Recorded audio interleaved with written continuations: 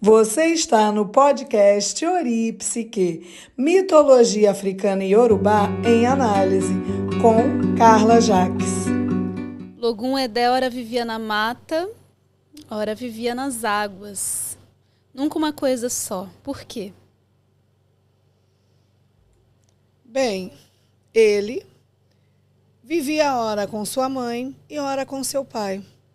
Chamado de orixá menino, ele traz uma jovialidade e ele, vamos pensar, passava 6 meses com sua mãe nas águas, com sua mãe Oxum, e ficava na mata com seu pai Oxóssi por outros 6 meses.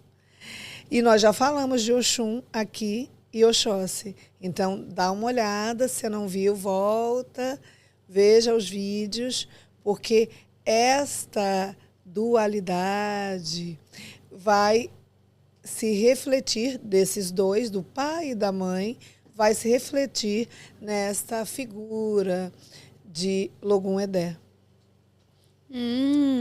Então, voltando aqui aos episódios anteriores, já conhecemos tudo que simboliza Oxum, ou grande parte, tudo é muito pretensioso, né? Mas boa parte do que simboliza Oxum e boa parte do que simboliza Oxóssi dentro da cultura. São bem diferentes, não é mesmo? No episódio de Oxóssi a gente falou aqui sobre a flecha certeira, sobre ter convicção sobre o alvo. E no episódio de Oxum nós falamos sobre essa fluidez, essa adaptabilidade das águas, de ir encontrando e criando caminho. E como isso se sintetiza em uma só figura? Me explica. Pois é, a palavra síntese me lembra de resumo ou me lembra de criatividade, porque um pensamento sintético é um pensamento criativo. Então eu não fico com resumo, eu fico com um pensamento sintético que tem a ver com a criatividade, com essa possibilidade desse criar mesmo. E desse brincar também, né? A gente pode falar do brincar com o Logum Edé. Então, ele traz para nós a ideia de emoção e a ideia de razão. Nos domínios de Oxum, nós percebemos a questão da emoção, não é? Como lidar com essa emoção e também como lidar com esse sentimento, né? Sentimento não é emoção. Sentimento é valor, para Jung, né? E de onde nós partimos. Mas, então, como lidar com esse sentimento, com esses valores e também com essa emoção, né?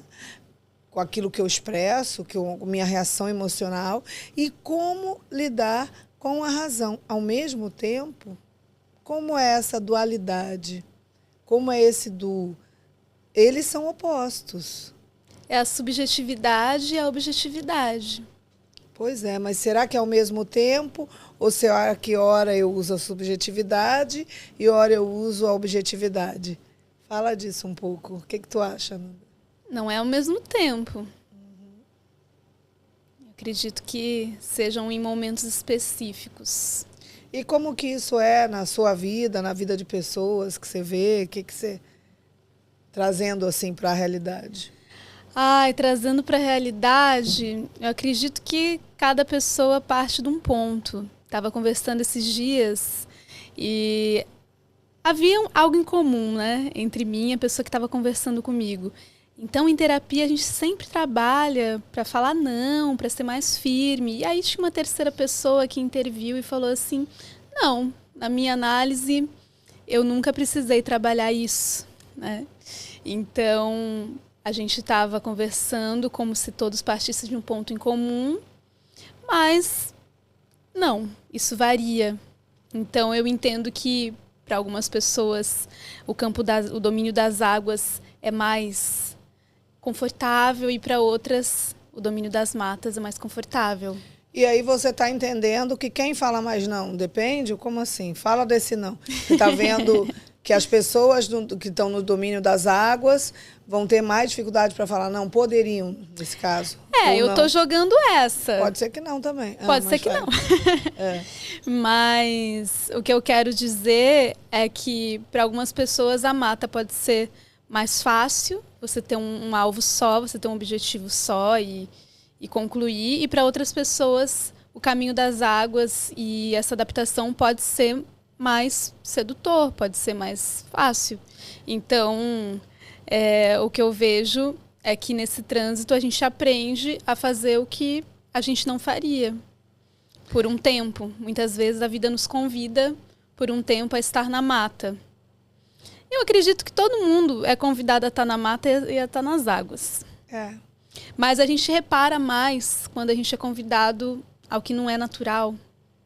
O que a gente não usa mais muito, né? O que a gente não usa muito. Não faz tanto. Por exemplo, pensando na água, nessa adaptabilidade, tem a ver com... Eu peguei a água, colocamos aqui, ó, nesse copo, né? A água está aqui no copo, mas ela poderia estar numa tigela. Ela poderia estar... Ela vai... Tomando a forma do objeto. A forma daquele, né? Então, por isso que é mais fácil associar o sim à água, porque ela toma a forma do objeto. E aí eu fiquei pensando sim para quê? Porque na mata também, pensando a mata enquanto razão, precisão, você pode também dizer muito sim, mas sim para coisas objetivas ou racionais e não para coisas do sentimento, né? Também. Não, isso aqui eu aceito. É um trabalho novo, eu vou pegar esse trabalho novo também. Pode deixar. É para resolver. Quebrou aquilo ali, você conserta? Eu conserto, sim. Vem dar uma palestra? Não, eu dou essa palestra. Vem fazer. Agora, quando vamos sentar em roda e falar do que a gente sente, vamos tomar um chá da tarde por hora com as amigas. De repente, essa pessoa da mata vai ficar meio... mas se isso for sempre, de vez em quando pode ser, mas... Toda hora, tá todo dia conversando, trocando, ficar horas por mensagem ou chamada de vídeo, falando do que sentiu. Esse pode ser o não da pessoa da mata. A dificuldade, né? Ela pode falar sim para outra coisa e não para se revelar, né? Revelar esse sentir. Ela tem uma reserva maior. Já das águas, tem... menos reserva nesse sentido emocional. E não há uma necessidade de que a medida seja exata, de que você saiba exatamente os fins daquilo que você se propõe a fazer. Quando você é água, talvez você não olhe tanto para os fins daquela ação. Para o resultado, para o objetivo. Você só está ali. Tá. Porque a palestra ela tem um objetivo, né? Consertar um objeto que quebrou um celular. O técnico vai, eu conserto. Tem um objetivo. Isso é a flecha, é certeiro. Agora, a água, você está ali dando risada, ou chorando, ou sei lá. E aproveitando oportunidades que surgem pelo caminho. E deixando elas te modificarem com uma abertura maior. Como o rio, né? Você vai indo, aí o curso da água terra mandou para ali, aí desvia para cá, aproveita. Ali naquele lugar tem alguns minérios interessantes, a água se mistura com ele, aí ele passa por outro lugar que cai umas folhas, aí aquelas folhas coloram o rio e assim vai indo, né? Eu confio no processo. Será que o processo está confiando em você? Será que ele sabe que você confia nele? E vocês estão mais na energia da mata ou das águas nesse momento? Pois você está mais escolhendo o seu alvo certo ou você está mais deixando rolar, deixa fluir, né? E tal, nesse movimento. E vamos ver o que a vida traz. Então, Logum Edé estava, de vez em quando, nas águas, de vez em quando na mata. E o que ele nos ensina com isso... é uma adaptabilidade também, né? É uma mudança. Como que você vê isso na vida dos seus clientes, em consultório? Ou na vida prática, né? Eu acho Olha, quer falar da sua vida? Eu fui por esse caminho porque eu já te conheço. Mas eu falo, só que de uma forma mais metódica, contida. Então, vamos lá. Para mim, ensina um pouco assim dos opostos. E que realmente, como a consciência é adaptativa, se você foca na razão, você exclui o sentimento. Então, se você foca no pensamento, você exclui o sentimento.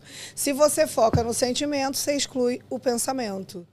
E na vida, em alguns momentos, na verdade, em todos, nós precisamos dos dois. Não dá para a gente ficar só inflado, só inchando, só o pensamento. Porque a lógica é boa, ela é interessante, tal. E também não dá para a gente só ficar, eu senti isso, para mim isso quer dizer isso. Tá, quer dizer para você, mas o que quer dizer para o outro? O que quer dizer os dados? E a estatística? Né? A estatística é do pensamento e os dados. Então, não dá para você, não tem um certo e errado, né? Os dois são necessários. E eu entendo que Logum Edé nos mostra que os dois são necessários. Você usar tanto sua razão, quando você usar a chamada emoção e tal, usar pensamento e usar sentimento. Então, como diz NX0, entre razão e emoção. A saída é fazer valer a pena. É isso? Ela foi lá para quando ela era fã deles. A gente ia, lembra? Levava na fila do camarim com Isabelle, fila do autógrafo. Não conta a minha idade, não. Eu não contei a sua. A minha não precisa contar. Eu não contei a sua. Você falou de Glória Maria, eu não contei a sua idade. Mas aí todo mundo já percebeu, né? Não me entrega, não. Mas entre razão e emoção, né? Entre razões e emoções. A saída é fazer valer a pena. E aí, vamos ilustrar mais? Vamos entender melhor o que você está chamando de razão, o que você está chamando de emoção? Nesse livro aqui, né, nesse fininho, são partes de entrevistas, e eu vou te pedir para ler. A Nanda vai ler uns pedacinhos aqui. Que o Jung fala um pouco dessa questão do pensamento, do sentimento, fala um pouco dele. Então, só para a gente entender melhor, o pensamento tá... Vamos voltar para essa imagem da mata. Isso, está ligado à mata. Isso, que é onde Logum Edé ficava também 6 meses. Tá? Com seu pai Ter consciência, saber o que você quer, usar dados lógicos, analisar, usar uma análise, ser mais racional, mais metódico, até frio, né? Sim, calcular para chegar num fim que se almeja. Frio no sentido do cálculo, né? E aí no domínio das águas, quando ele estava lá nas águas, estava com Oxum, e estava fluindo, se adaptando. Estava mais sensível, expressando o que ele sentia, o que ele gostava. O que era harmonioso para todos ele, também, para ele, para todos. Eu gosto disso, prefiro assim, adoro essa cor, adoro essa comida. Eu acho engraçadíssimo vê-la falando sobre o tipo sentimento, porque dá para ver que ela não é desse tipo quando ela fala sobre. Dá? Com certeza.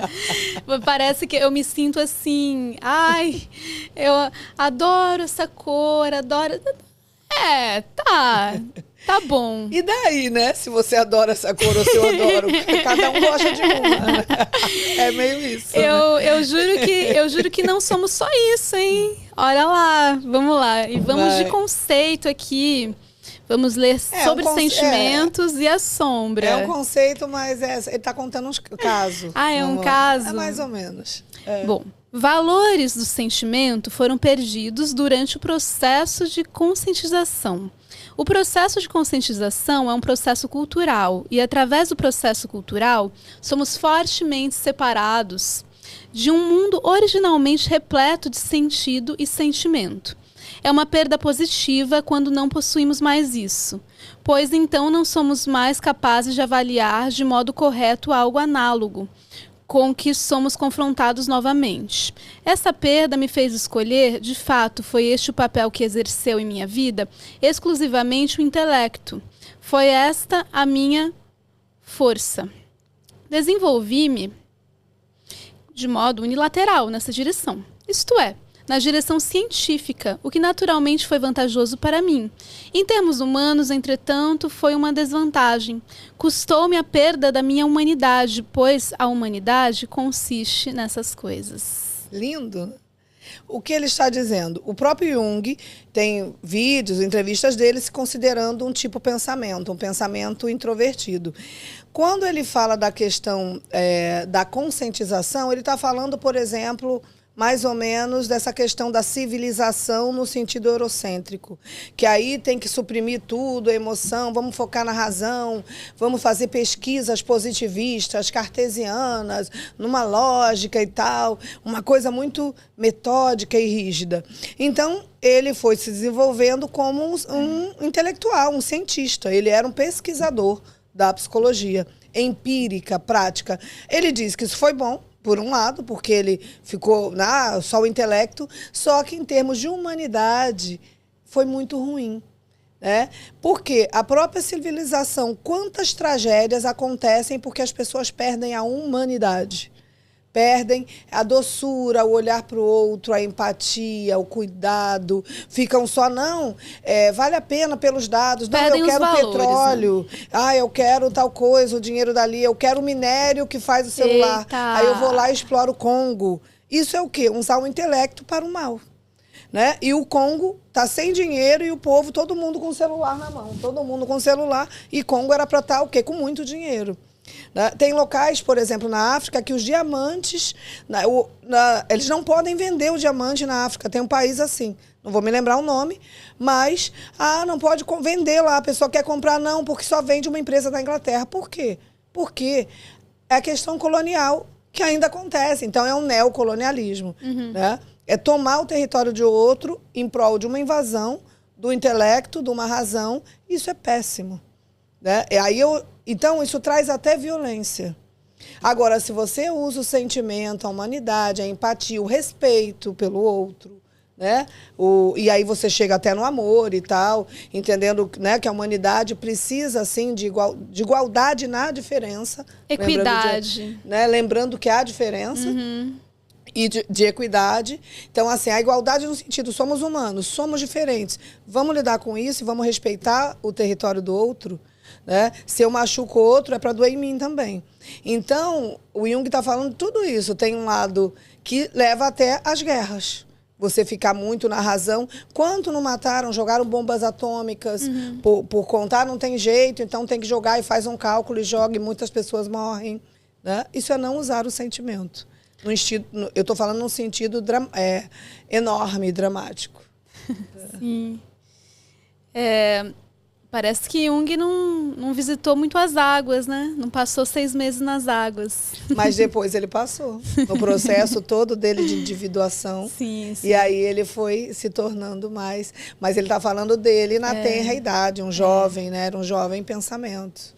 Esse desenvolvimento unilateral foi inevitável pelo fato de eu, conforme percebi posteriormente, não ter sido capaz, na época, de realizar a conscientização originária desses valores de sentimento, desses valores peculiares e arcaicos. Mais tarde, quando experimentei algo semelhante, eu disse, 10.000 anos atrás se fazia, ou os negros na África fazem coisas desse tipo. Isso não é nada, não prova nada, não acrescenta nada, são inutilidades antigas.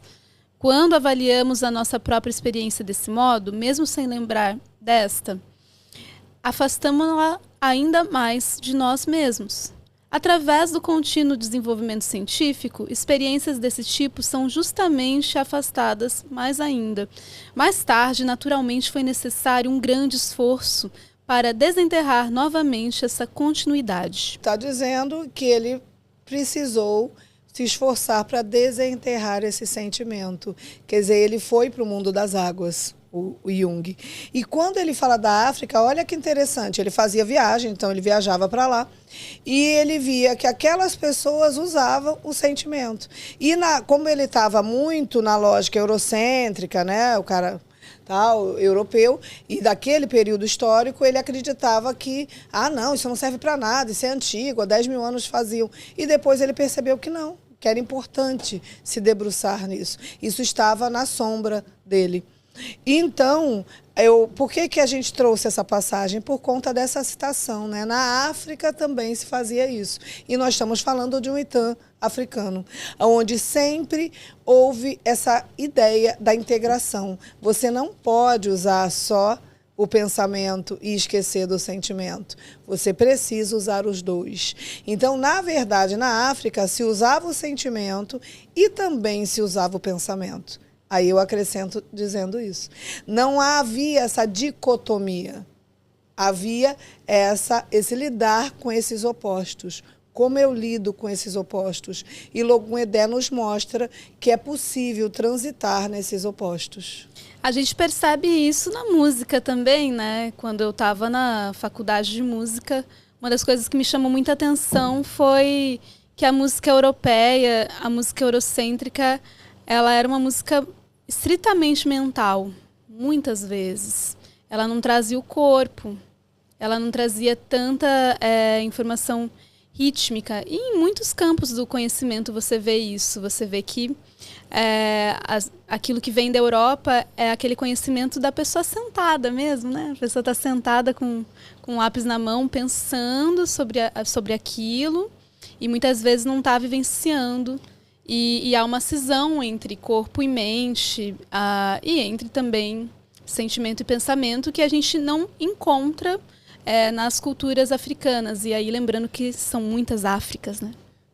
Exatamente. Nós estamos trazendo aqui nos Itãs da mitologia Yorubá. Então né, não Jung há uma partia cisão. disso. Ele partia de uma sociedade com essas rupturas. Com essa cisão. Com essa cisão. Pensamento, sentimento, Talvez razão, isso tenha feito com que fosse possível ele desenhar essa teoria dos tipos. Exatamente. Porque ele conseguia facilmente identificar. Além da genialidade dele e do tempo dele também de pesquisa, porque ele tinha tempo para isso, né?